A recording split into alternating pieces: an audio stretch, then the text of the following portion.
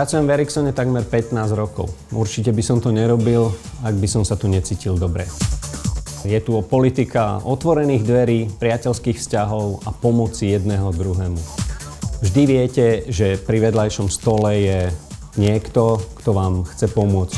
Okrem toho, že sme významným dodávateľom telekomunikačnej techniky pre slovenských telekomunikačných operátorov, sme veľmi radi, že sme mohli pomôcť Slovensku pri vstupe do šengenského priestoru, pretože sme boli hlavným dodávateľom ochrany šengenskej hranice.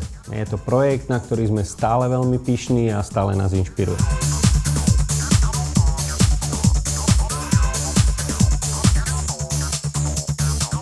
Páči sa mi atmosféra, páči sa mi práca so zákazníkmi, dennodenná zmena, ktorú zažívam vo firme. Žiaden deň, ktorý som tu bol, som sa nenudil a preto tu vlastne pracujem.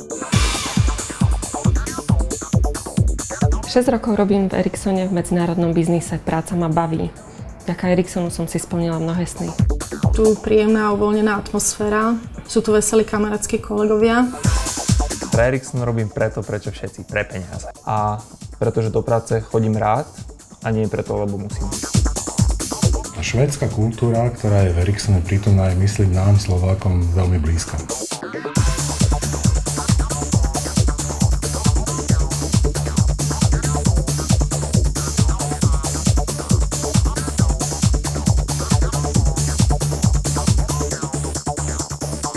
To, čo bolo pre mňa naozaj zmenou, je to, že Ericsson funguje ako globálna firma. To znamená, všetky štruktúry sú medzinárodné. Na druhej strane, Ericsson tu na Slovensku funguje ako malá, v podstate rodinná firma.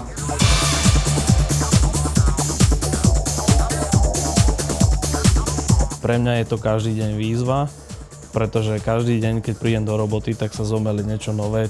Každý deň sa teším, aby som tieto tváre videl.